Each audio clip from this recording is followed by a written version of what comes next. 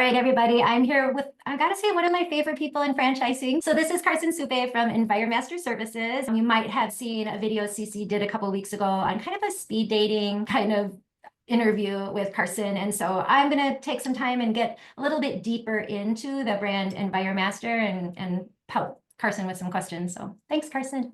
Thank you for having me.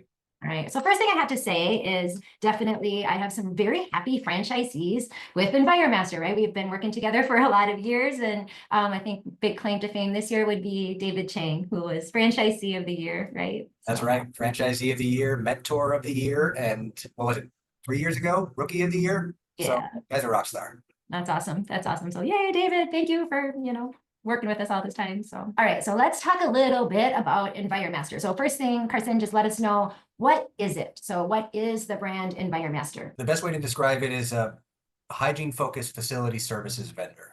Technically the umbrella is commercial cleaning, but I always tell candidates, look, we're not janitorial. What we focus on is more so like storefront-based businesses, restaurants, retail, gyms, auto service, any business that's really trying to protect their brand and they have foot traffic.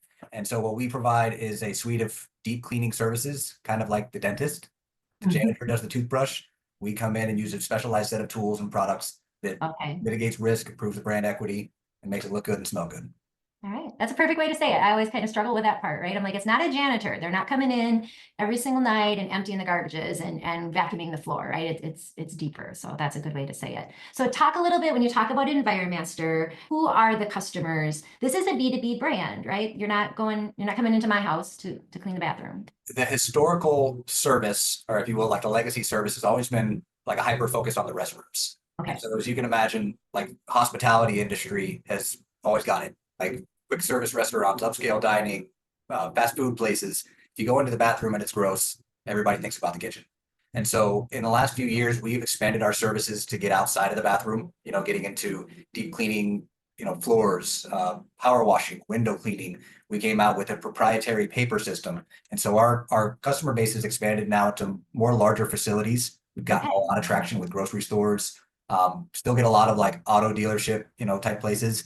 Actually, about 25% of our new accounts last year came from corporate. So like large chain brands setting up a contract with our corporate office and essentially approving us to provide service for their locations across the country. Okay. And that's huge. I think I'd like to talk about that right away, is that the opportunity to get into the business with your national accounts, it'll make it feel a little safer, right? Because you have some well-known accounts, right? I mean, your CVS and, that type of thing is what I start to think about. With that being said, talk a little bit about the success in the business.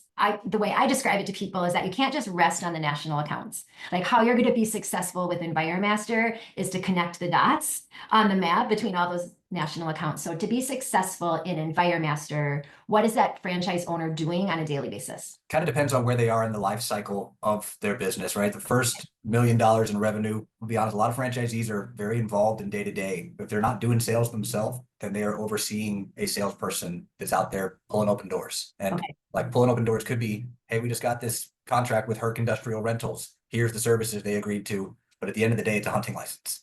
It could be following up with an inside sales lead. So we have a team that actually picks up the phone. Enviro-Master does facility services, local Shell station owner. With Circle K's and 7-Elevens across the country. Can we set up a time to come talk? And so the combination of, making sure that sales process is being followed, having some involvement in overseeing the operations team. So very few of our franchisees are getting their hands dirty, doing restroom service or running a power washer, but they typically do have involvement in deciding who gets hired and maybe following up and doing some quality assurance. There's a second sales activity in this business. We call it a customer success manager, where they're going back and essentially doing account management. Hey, what can we do better? How's business? You catch that game last night? By the way, we do windows. They're trying to add on more to that ticket. And of course, the more they have on that ticket, the harder it is for that company or that business to get rid of us as a vendor, because obviously it's multiple vendors now that they have to replace us with. I love that. So the owners aren't coming in. Again, I get to explain Enviro-Master when I'm talking to someone, I get 4 minutes, right? So I'm just kind of like, okay, but just so you know, you're never going to need to touch the brush that's going to be doing this. Like, that's not your job. Your job is to drive your team and be the leader, right? And go out and truthfully, I mean, one of our best friends owns a B2B business. Those big accounts are money and they're important. So it's also maintaining that relationship, right? With some of your larger accounts. I have to think from the franchise owner's perspective, they're not just kind of sitting back and coasting. No, I mean, the relationship is the biggest thing that we provide to the customer. Most commercial cleaners are, if you will, an afterthought. They check a box. Like I said, they do the toothbrush type activity, and there's not a lot of going the extra mile. That's our little play on EM, is the extra mile. Okay. And so if we are able to build that connection with that GM, owner, whoever, on a more organic level, then it's gonna help with that account stickiness. Okay. So yeah, I mean, as the business scales though, I'd say that 1.5 to $2 million level, and we have plenty of franchisees that are there that are $2-3 million plus. In fact, Yeah. our top quartile is averaging over $2 million a year. They can be more over the business, not necessarily be in it day to day. They can have Right.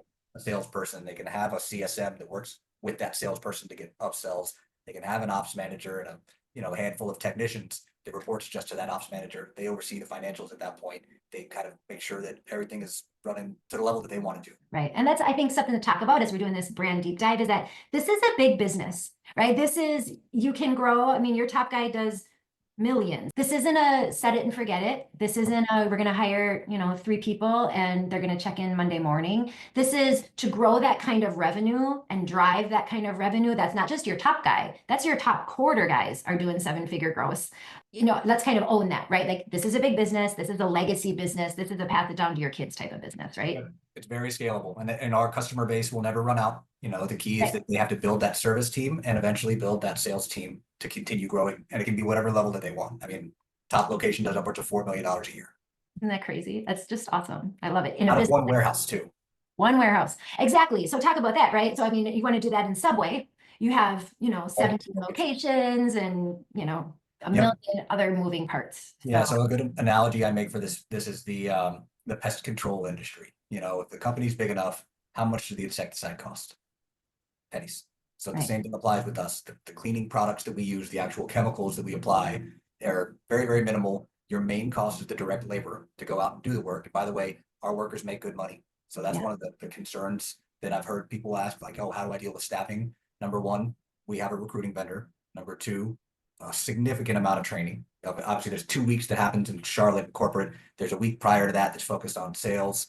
We send our business coach out to help with that first week of operations, but they're making 40, 50 grand a year in most of their jobs. Like, most blue collar cleaning jobs are minimum wage. And this is a Okay. Monday through Friday daytime hour clean, whereas most commercial cleaners are doing after hours and weekends and overnights. So the fact that they have better pay, that it's a decent work-life balance, they're done early afternoon most days, Okay. they're route based, so they have autonomy. That's Okay. really the way that we try to get our franchisees to shift their mindset, is to have their techs have ownership of their route. The more profitable that customer base is, I talk to candidates about how we recommend paying on a percentage of route revenue, the more money Okay. they'll make. And so they've got skin in the game to do a good job with the customer to maintain efficiency. And that's awesome. That's business, Mhm. right? That's running a business. That's not just selling a widget across a counter. So Mhm. I love that. So talk a little bit. I mean, we'll talk about the investment into the business, the item 7, and then the item 19. Let's talk about 7 first. Let's talk about that total investment into the business. And then usually what I try to push into there is like, where does the expense of this business come in? Yeah, so like I was talking about, the nice thing about the model is the minimal capital intensity. You don't need $10,000 in rent and overhead. Most of our Okay. franchisees run it over the first year. They can do it from a smaller storage unit, but eventually they go into like a 2,000 square foot warehouse space. So Okay. depending on what market you're in, probably looking at a couple grand a month for rent. Nice. The biggest piece of equipment we have is our power washer, the trailer mounted power washer. Most people do a down payment and then finance that just like they would for the company vehicle. So those Okay. are probably the 2 biggest ones, the company vehicle and the power washer, depending on Okay. what option the franchisee chooses. It can be a $20,000, cargo van, or it could be a $60,000 Ford F-150. It's up to the franchisee what they want to run through their P&L. So they would have Okay. a down payment associated with that, and then they would use working capital to pay off that lease. Okay. Outside of that, maybe like 10 to 15 grand in equipment, inventory, and supplies that they set up with when they originally, buy the franchise. Right. And insurance, setting up their business if they need an accountant or attorney. I mean, those are a couple grand a piece. So again, very minimal capital intensity. Single units about $96,000 to $220,000 total. The Right. biggest variable in that number is how much working capital do they have? Are they Which doing I sales? always want to highlight with you guys because you're kind of my gold example of this is what an item 7 I like I want it to look like. I know FTC says minimum requirement 3 months working capital, where you guys for the empire builders, are We you want still them to have a doing that? year. Yeah, you have a year of working capital. I have it written on my board actually. I'm like, there's a brand out there that has 82.8 to 177.6 built in for working capital. To me, that's a brand that's franchisee first and setting your guys up. Do not go into this undercapitalized. You can make a lot of money, but in the beginning, we want you to have that working capital. We want you to have that runway to build your business. So Yep, thank you. And we have different options now. That's the one thing too that has changed, at least if I'm transparent, yeah, is that like please. there could be a man in a van type person out there that Okay. says, I want to do service. I'll get my hands dirty because I've got less than 100 grand to invest. Okay. There's an option for that person now. They would All have right. 20 grand in working capital as opposed to 120. Okay. Got it. But then if they want to have that empire builder mindset of, hey, I want to have 2 to 3 territories, I want to have a sales team and an operations team day one. Yeah, anticipate $200,000 to $300,000 in working capital. And so Awesome. that's the key thing is that everybody's going to have a little bit of a different circumstance with how much they plan. But that's based on how involved they are day to day in either sales or operations. Your item 19 is one of the best out there, right? Thank you. And it's because you don't try to, I don't want to say sugarcoat it. You don't try to bulk everybody together, right? Yep. It's a list. It's here's this territory, how much they did. Here's this territory. Here's our top. I mean, that's also in the world of franchising, not the norm. No, a lot of people will just show an average across the entire system. And, of course, we do highlight our average. Our average Sure. existing franchise is 1.1 million a year. Yeah. Like I said earlier before, top quartile is over 2 million. But we list every single owner that's been in business for 2 years from top to bottom. So, yeah, I mean, that's one of the things that attracted me to the job. When Larry interviewed me several years ago, our EVP, I'm like, toilets, restrooms, how do you sell that? And he was like, well, let me tell you about what our top owner brings down to the bottom line. Let me show you his P&L. Unfortunately, I can't tell a candidate, let me show you, the top location's P&L, but I can help Right. them validate with some of those Right. owners and they can say, here's what my business looked like then. Here's what it looks like now. Right. But this isn't a get rich quick. You have to build that No, this infrastructure isn't to get scale. there, This but is a that build up. scalability is huge at the end game. Let's quick talk about ideal owner. So as I'm talking to people out there, I mean, I know who I kind of have earmarked, but who are you looking for? Who's going to kick butt at this business? I wish I had a straight answer on that. I look at the system. I mean, one of our top 10 guys, I was telling this to Cece, is a former history teacher. We have Okay. engineers, we have, Mr. Chang, who was a finance CFO, Oh, yeah. not necessarily business development driven people. The Right. biggest thing that our executives look for is coachability. Okay. Are they willing to follow a business plan, set aside their ego, and Yeah. say, teach me how to do it. I'm going to put in the legwork and I'm going to ask for help. If I need something, I'm going to be accountable. And I'm going to say that, I tell everybody the squeaky wheel gets the grease. So Right. sales driven, obviously is great. Doesn't have to be them, but they have to understand they have to put those salespeople in place and then provide them, like everybody, leadership, the right resources, the right tools to be able to be successful and being able to look at the business plan and say, hey guys, here's where you're at. Look, we have this written down on our team board. Here's where I need you to be. Let's do some team building. Let's do some training so we can get you to where you want to be and where I want you to be. So, it's business planning, leadership, and coachability.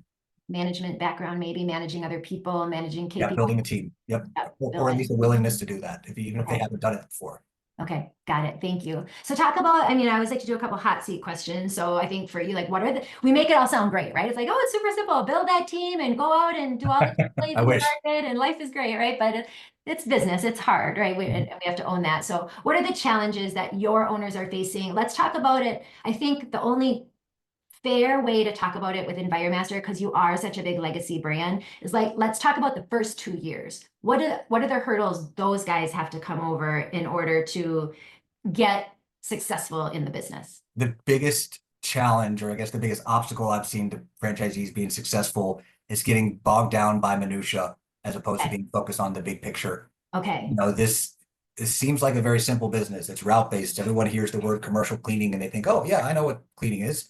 Right. It's not an easy business to run. It's a grind.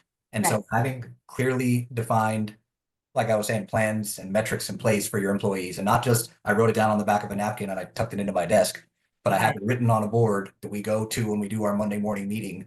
and we're Okay. constantly going back and looking at that and making adjustments.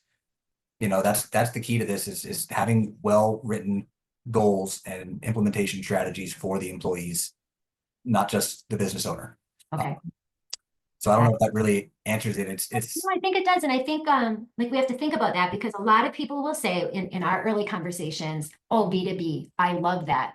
They're coming from businesses where I'm saying you're going to be a vendor to other businesses. You're not a vendor. You're not going to be, I'm not going to be your customer, right? Your customer is going to be businesses out there, bar owners, restaurants, storage facilities, drugstores, grocery stores, like other business owners are going to be your customer. How do you feel about that? And they love it. And then we have to say, okay, think about those vendors in your business. How did they get your attention? It was a relationship. It wasn't, you can't just mark it on Facebook and say, hey, check out my new cupcake. Like that's not how you're going to get customers. And so I think that how you said that is important. This is a grind. You're going to have to get out there. You're going to have to, your employees are going to have to understand this is how we make money, guys. This is how we scale, right? We connect those dots. So a lot of people ask about, advertising and marketing, again, okay. you talked about this, this isn't just throw a bunch of money at, mass media and Right. organic traffic is going to come to you. That doesn't really work with B2B. Right. But it is important to have Google reviews. You'd be amazed how many organic inquiries will come just by getting a couple Google reviews each week. Wow. You preaching to the choir, right? Like having Yeah, a strong social media presence, what does that do for bringing people to you? Yeah. And so we do have vendors in place that basically can make those franchisees' social contents active, Okay. SEO and pay-per-click campaigns. It's not a huge piece of our model, but it is Right. stuff that we have resources in place for. But again, the way that business is generated is through following up with inside sales leads, following up with corporate account leads, and pulling open doors in, shopping centers or in areas where you already have accounts. Right. Now let's talk a little bit and this might end up being earlier in the segment, but like how big is Enviro-Master? This isn't a brand new idea. How many owners do you have in the system? How long have you been around? Talk about that because you're not the new kid on the block. Yeah. So as a brand, we've been around for about 15 years, but our predecessor brand started in 1983. So we had a business called Swisher Hygiene. Sometimes people are familiar with that, but Swisher started in 1983. All that business did was deep clean restrooms and sold some paper products and sold some chemicals. They ended up getting bought out by the founder for waste management, a guy named Wayne Huizinga. I assume most people know that name. He was a owner for the Dolphins and the Marlins, and they later ended up selling to Ecolab. So our founder was on a 5-year non-compete. He started Enviro-Master after his window ended, and some of the old Swisher Hygiene franchises actually followed him. We still have a handful of those that are in the system today. So we have about 80 or so owners that run 148 territories across the US and Canada. So a lot of our system are multi-unit. They have at least 2 territories. But this last year, we actually sold just as many single unit franchises as we did multi-unit. Wow, interesting. That's cool. Well, thank you so much, Carson. I appreciate it. Again, everybody, thanks so much for logging in. This is more of a deep dive, so I understand if we got a little into the weeds, but I think it's important with some of these brands that we get a lot of interest in just to provide that extra resource. So thank you. Have a good day. Thank you for watching. If you're ready to take the next step, Integrity Franchise Group is here to help. Click the link below or reach out to us today to schedule an appointment. Let's work together to solve that franchise puzzle and turn your business dreams into reality. We cannot wait to connect with you.